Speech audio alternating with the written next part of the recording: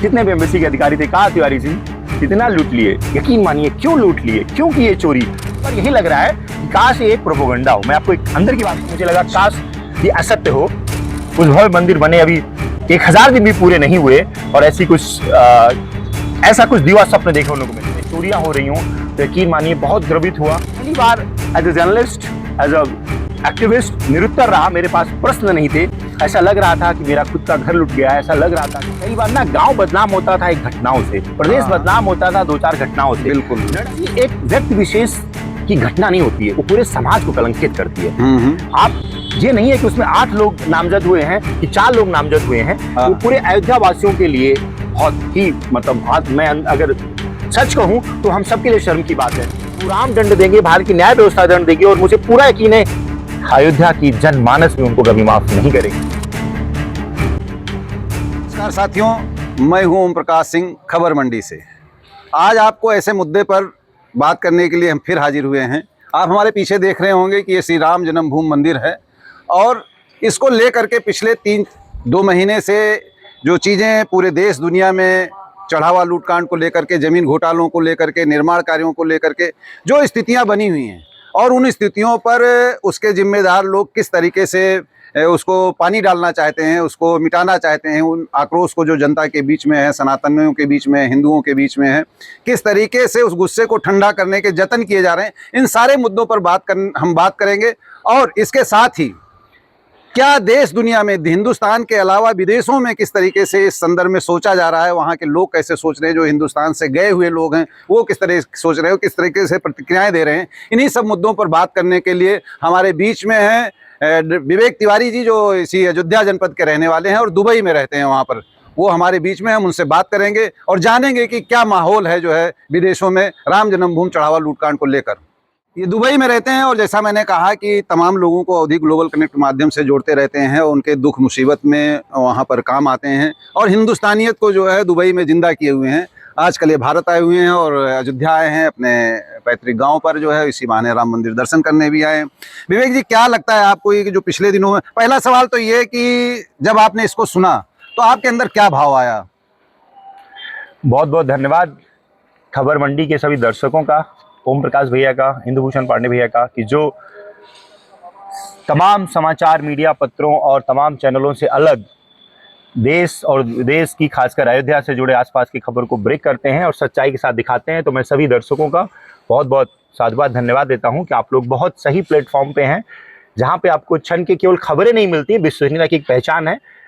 मैं बताना चाहूँगा, इससे पहले कि भैया के क्वेश्चन पे आऊँ, जब राम मंदिर मुद्दे की, ये राम मंदिर चढ़ावा कांड की घटना हो रही थी, इंदु भूषण भैया के और ओम प्रकाश भैया के फेसबुक पेज पे मैंने देखा कि कुछ हुआ है, तो मुझे लगा कि तमाम जड़ जमीन के घोटाले होते होंगे, उसी में से एक घोटाला होगा जो भैया ब्रेक करना चाह रहे होंगे। यकीन मानिए तब तक मुख्य धारा की मीडिया में कोई जगह नहीं थी, क्योंकि मैं खुद एक जर्नलिस्ट रहा हूँ, मैंने जामिया से जर्नलिज्म किया हुआ है। तो तमाम चैनलों के, तमाम माध्यम के दोस्तों के माध्यम से देख रहा था कि जो खबर मंडी में चल रही है, क्या वो खबर सत्य है। मुझे पता था कुछ तो सच्चाई होगी, बात यूं ही नहीं है, धुआं ऐसे नहीं उठ रहा है। उसके बाद, उसके कुछ दिनों के बाद आप लोगों की मेहनत और आप लोगों की वो जुझारूपन और विश्वसनीयता ने फिर पूरे देश की, क्या पूरे विश्व की, आज सनातन प्रेमियों को झकझोर दिया है। मैं यूं ही कहूं तो अंदर से एक बैग आपको नहीं लगा कि ये ऐसा हो सकता है? मैं सत्य कह रहा हूं, ऑन चैनल कह रहा हूं, ऑन द रिकॉर्ड कह रहा हूं। आपकी खबर देख के, खबर मंडी की खबर देख के मुझे लगा कि काश ये सत्य ना हो। एक हिंदुस्तानी प्रेमी के नाते, अवधि और अयोध्या के पूरे विश्व में, देश के 130 देशों में हमारा अपना संगठन है, ग्लोबल अवधि कनेक्ट होने के नाते मुझे लगा काश ये असत्य हो। प्रभु राम, जिसकी तपस्या हजारों वर्षों से लोगों ने देखी है, आप लोग तो इतने उम्र के हो गए, हम भी 40 साल निकाल दिए कि कभी राम का भव्य मंदिर बनेगा।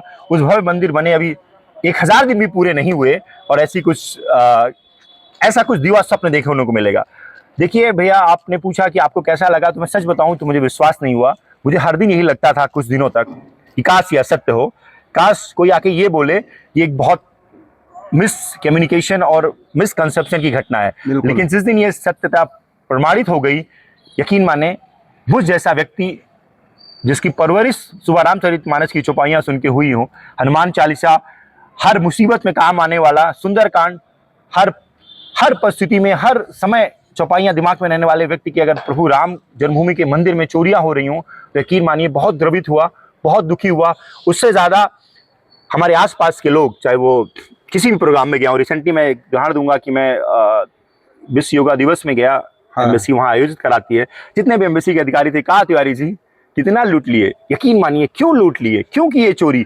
अच्छा, मैं पहली बार as a journalist, as a activist निरुत्तर रहा, मेरे पास प्रश्न नहीं थे। ऐसा लग रहा था कि मेरा खुद का घर लुट गया है, ऐसा लग रहा था कि मेरी मान मर्यादा प्रतिष्ठा लुट गई है। सिर्फ अयोध्या राम जन्मभूमि के अंदर ही चोरी नहीं हुई है भैया।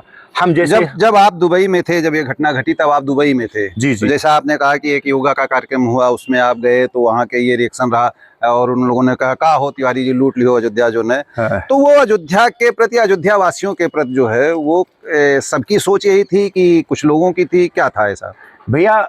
जो एक परसेप्शन होता है, देखो व्यक्ति जैसे कहते हैं ना कि आज मैं किसी प्रदेश या किसी जिले का नाम नहीं लूंगा, कई बार ना गांव बदनाम होता था एक घटनाओं से, प्रदेश बदनाम होता था 2-4 घटनाओं से। बिल्कुल। नोएडा दिल्ली एनसीआर 2-4 घटनाएं हुई, लोग कहते हैं मुझे नहीं जाना है, आज लोग जा रहे हैं। तो क्या होता है, किसी एक व्यक्ति विशेष की घटना नहीं होती है, वो पूरे समाज को कलंकित करती है। आप ये नहीं है कि उसमें 8 लोग नामजद हुए हैं कि 4 लोग नामजद हुए हैं, वो पूरे अयोध्या वासियों के लिए बहुत ही, मतलब आज मैं अगर सच कहूं तो हम सबके लिए शर्म की बात है। लोगों को यही लगा कि जिस अयोध्या वासियों ने हजारों वर्षों की तपस्याएं झेली, यहाँ पे लाखों, कहते हैं कि खून की नदियां बही, हजारों बार मुगल आतंकों से लड़ने के लिए पूरी गांव की फौज खड़ी हो गई, हजारों आतंकों से बचाने के लिए, इस जन्मभूमि को लड़ने के लिए क्या क्या यत्न थे। वो मंदिर बनने के बाद वो सब जो सच हुआ, आपके दुबई में हिंदुस्तान के तमाम प्रदेशों के लोग रहते हैं, दक्षिण के भी रहते हैं, उत्तर के भी रहते हैं, पूरे पश्चिम के भी लोग रहते हैं। और जब आप वहाँ से आते हैं, अपने भारत को आते हैं, अपने देश को आते हैं, वतन को आते हैं, तो उन लोगों के कुछ ना कुछ आपसे जो कनेक्ट हैं, उनकी भी भावनाएं रहती होंगी। वो मंदिर के बारे में क्या सोचते हैं इस घटना के बाद जो है? मैं सच कहूँ तो वहाँ इंडियास्पोरा है, जिसमें हम तमाम बिहार, झारखंड, उड़ीसा, सारे नॉर्थन इंडिया के लोग हैं इंडियास्पोरा में। मैं खुद यूपी परिवार यूई चलाता हूँ, जिसमें हम लोग पूरे गाजीपुर से गाजियाबाद तक लोग हैं। यकीन मानिए सिर्फ भारत नहीं, जो सनातन मानने वाले दक्षिण अफ्रीका में भी हैं, बांग्लादेश में भी है, पाकिस्तान में भी हैं, या जो लोग सनातन को नहीं भी मानते हैं, वो लोग भी इस मुद्दे पे हमसे, यकीन मानिए ऑफिस गया तब, कहीं बाहर गया तो, किसी भी सामाजिक प्रोग्राम में गया, कहा तिवारी जी क्या विवेक भाई क्यों कर लिया चोरी, क्या बचा था, भगवान के दान पात्र को भी नहीं छोड़ा। बिल्कुल। तो महाराष्ट्र हो, तमिल हो, तेलुगु हो, कन्नड़ा हो, देखिए जो मंदिर आया हो नहीं आया हो, मान लीजिए आप तिरुपति बालाजी भी नहीं गए होंगे, एक एग्जांपल देता हूं, लेकिन जब मंदिर में 2 साल पहले ऐसी घटना हुई तो हम सब द्रवित हुए, क्योंकि किसी भी पवित्र स्थल पे जहां हम बड़ी आस्था भाव के साथ पूरे जीवन की तपस्या लगा के एक बार दर्शन के लिए जाते हैं, जहां हमारे माँ बाप पूर्वजों ने जिस सपने को देखा था साकार होने के लिए, ऐसे पवित्र स्थल पे अगर चोरी हो रही है, घटनाएं हो रही हैं, तो पूरे हिंदुस्तान के समस्त जो भी वहां पे 40 लाख से ज्यादा हिंदुस्तानी रहते हैं, और यकीन मानिए हर कोई बहुत द्रवित है। और मुझ जैसा व्यक्ति पूरे दिन जवाब देते देते मैंने यही बोला कि ये सब क्योंकि अब मेरे पास भी कोई उत्तर नहीं, अब मैं चोरी को जस्टिफाई नहीं कर सकता भैया, लेकिन मैं इतना जरूर कहा है कि प्रभु राम दंड देंगे, भारत की न्याय व्यवस्था दंड देगी, और मुझे पूरा यकीन है अयोध्या की जनमानस भी उनको कभी माफ नहीं करेगी। बिल्कुल। मुझे लगता है उनका बहिष्कार होना ही चाहिए हर स्तर पे, जो लोग इसमें। विवेक भाई, ये तो है कि भारतीय न्याय व्यवस्था या आम जनमानस के जो अंदर है कि ये दंड मिलेगा लुटेरों को, जिन लोगों ने काम किया है, लेकिन जैसे मैंने ये कहा कि जो लोग वहाँ बसे हैं वो लोग भी जब भारत आते होंगे तो अयोध्या आने की बात करते होंगे, इस समय क्या माहौल है, कैसा आपको, जैसे आप आए तो आपके पास मैसेज आते होंगे, फ़ोन आते होंगे कि भैया अयोध्या में क्या हाल है, आने लायक है कि नहीं है, और उसका रिस्पांस क्या है? जैसे पहले आप आते रहे होंगे तो सभी लोग आने के इच्छुक रहते होंगे, अब क्या, कैसा महसूस कर रहे हैं? बहुत ही अच्छा प्रश्न पूछा, और मैं इसको इंडिकेटर मानता हूं कि अयोध्या के प्रति एक शिफ्ट कैसे आया है पिछले 2 महीने में, जब से जून में घटना हुई है। जुलाई अगस्त यूएई में स्कूल की छुट्टियां होती हैं। अच्छा। आपने देखा होगा कि जुलाई अगस्त में भी आता हूँ, पापा अम्मा को ले भी जाना होता है श्रावण दर्शन के लिए, और जुलाई अगस्त में स्कूल बंद रहते हैं, बच्चे की छुट्टियां होती है, तो जुलाई अगस्त लोग प्लान करते हैं हिंदुस्तान आके तमाम मठ मंदिरों में दर्शन के लिए। बिल्कुल। नॉर्मली हर जुलाई में मुझे 100 से 200 मैसेज आते हैं अलग अलग प्रदेशों को, चाहे महाराष्ट्र हो, गुजरात हो, तमिल हो, तेलुगु हो, विवेक भाई मुझे अयोध्या जाना है। तो मैं चाहे आप जिस व्यवस्था में होता है सबकी मदद से लेके उनको रहने खाने की जो व्यवस्था होती है, क्योंकि कोई भी जो यहाँ की भाषा नहीं बोल पाता है उसको लगता है कि जाने के बाद कहीं कुछ गलत ना हो, पैसे वाले सब है लेकिन कोई सहयोग चाहिए होता है। इस बार आज हम 25 जुलाई में है, 25 दिन हो गया स्कूल बंद हुए, नॉर्मल 1 जुलाई को बंद होता है। अभी तक मेरे पास 10 लोगों से ज्यादा के लोगों का मैसेज नहीं है। सबको पता है कि मैं अयोध्या में हूँ, सबको लगता है विवेक भाई अयोध्या में होंगे तो मैं जाऊंगा तो दर्शन वर्शन में आसानी होगी, तमाम कोई दिक्कत नहीं होगी।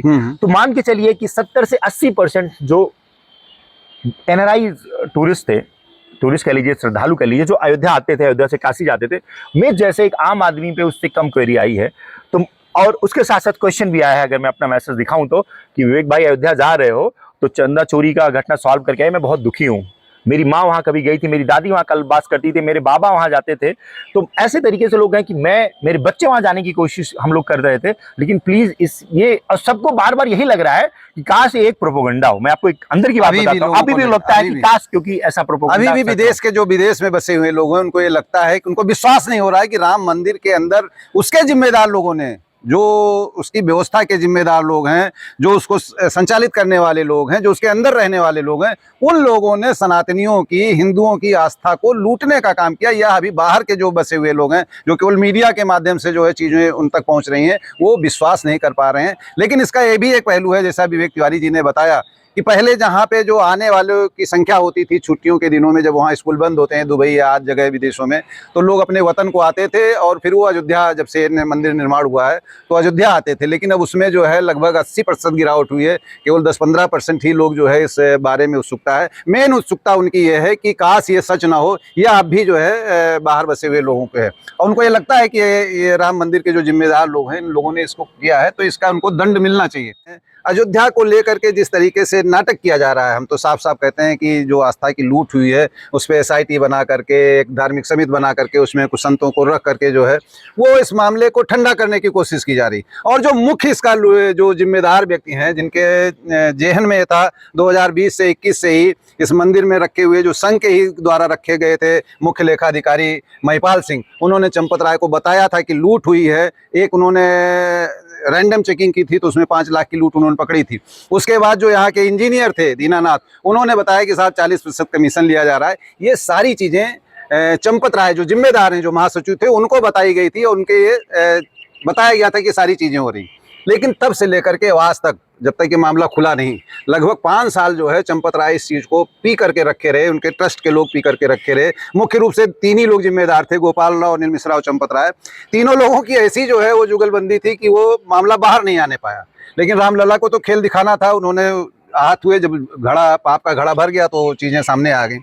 आज की स्थिति में अयोध्या के कुछ संतों को इकट्ठा करके, मीडिया के कुछ लोगों को इकट्ठा करके चंपत राय को क्लीन चिट देने की कोशिश की जा रही है। जो लुटेरे हैं उनको बचाने की कोशिश की जा रही है, छोटी मछलियों को फंसाने जा रहा है। इस पर आप क्या सोचते हैं? भैया मैं बहुत निष्पक्ष बात बोलूँगा कि सनातन पद्धति जब थी, जब कोई पक्ष पार्टी नहीं थी, जब कांग्रेस भी नहीं था, जनसंघ भी नहीं था, जनता पार्टी भी नहीं थी, विपक्षी नहीं थी, वामदल नहीं था, मुस्लिम लीग नहीं थी, तब से सनातन है। सनातन आदि पुरखों सदियों से चला आ रहा है। तो कोई भी किसी भी सनातन पद्धति को चलाने का दावा करे, ये उतना ही झूठ है जैसे कि दिन में चांद निकल आए।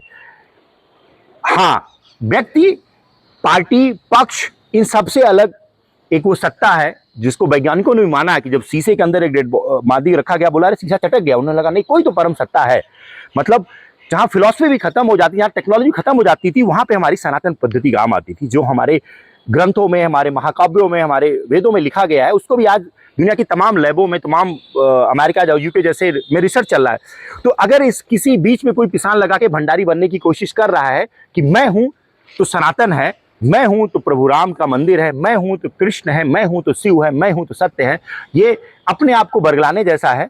मेरा इतना मानना है भैया कि किसी भी व्यवस्था में, देखिए, चोरी एक मानसिक व्यभिचार है।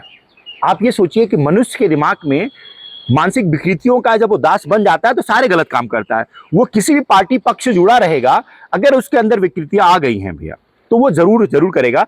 हाँ, अगर इस दोबारा सबका विश्वास वापस लौटना है, देखिए क्या होता है जब भी कोई घटना हो जाती है तो परिवार क्या करता है, भैया मेरा व्यक्ति तो चला गया लेकिन इसको न्याय मिलना चाहिए। अब न्याय से तो व्यक्ति वापस नहीं आता, लेकिन उसका भरोसा जग जाता है उस प्रणाली पर। जो ये घटना हुई है, पहली चीज इसकी पुनरावृत्ति ना हो, इसके लिए जितने भी लोग जिम्मेदार हैं ऊपर से नीचे तक, उनको ना केवल कठोर दंड दिया जाए, उनका बहिष्कार भी किया जाए। देखिए, सामाजिक बहिष्कार ही सबसे बड़ा दंड है। आपको अगर किसी को जीवन में तिरस्कृत करना है, उससे आप बातचीत करना बंद कीजिए, सामाजिक बहिष्कार कर दीजिए, आप अपने आप घुट जाएगा। तो सबसे बड़ा दंड यही है, न्याय व्यवस्था के साथ साथ सामाजिक बहिष्कार का। और ऐसी घटनाएं भैया दोबारा पुनरावृत्त ना हो। हम जैसे करोड़ों लोग, दुबई नहीं भैया, ग्लोबल उदीकरण यूके में, यूएसए में, कनाडा में, चाइना में, पूरे विश्व में है। बेटा 14 साल का है भैया, मैं हर मंदिर में उसे लेके जाता हूँ। अभी थोड़े दिन पहले मैं नीम करौली धाम गया था, नैना मंदिर गया, नैनीताल गया, घूमा। 14 साल का बच्चा जो वहाँ पढ़ता है दिव्य, तो कहता है पापा लोगों ने मंदिर के दान पात्र से क्यों लूटा। मैं बहुत तार्किक हूँ, बहुत अच्छा बोल सकता हूँ, बहुत अच्छा लिख सकता हूँ, लेकिन मैं अपने बच्चे को इसका जवाब नहीं दे पाया कि पापा जिस मंदिर में आप मुझे हर साल ले जाए, 1 जनवरी को मैं यहीं था, इस बार हम लोग गए थे मंदिर दर्शन करने आए, अभी दोबारा कहता पापा लोगों ने मंदिर क्यों लूटा। क्या उनके पास पैसा नहीं था, जितना उसकी समझ है। तो हम जैसे तमाम युवा जो 25 साल के, 30 साल के हैं, 20 साल से नीचे हैं, उनके माँ बाप को, उनके गुरुजनों को बहुत कठिनाई हो रही है समझाने में कि जिनके चरणों में हम पैसा रख के पैर छूते हैं, जिस दान पात्र में पैसा रख के हम सोचते हैं कि भगवान के सदकर्मों में लगेगा, और मन्नतें मांग के नतमस्तक होकर 30 सेकंड में वहां के दरबार से निकल जाते हैं। अगर वो पैसा व्यभिचार में लग रहा है, पैसा अपने शान शान शौकत में लग रहा है, तो इससे बड़ी दुखद घटना क्या ही हो सकती है भैया। धन्यवाद विवेक भाई, खबर मंडी से जुड़ने के लिए। आप आए वहाँ दुबई से और हम लोगों से आपने बातचीत की। साथियों, मैं आपने जैसा आपने सुना, आपको बता दूं कि आप देख रहे हैं पीछे राम मंदिर है, आपको पहले भी दिखाया था।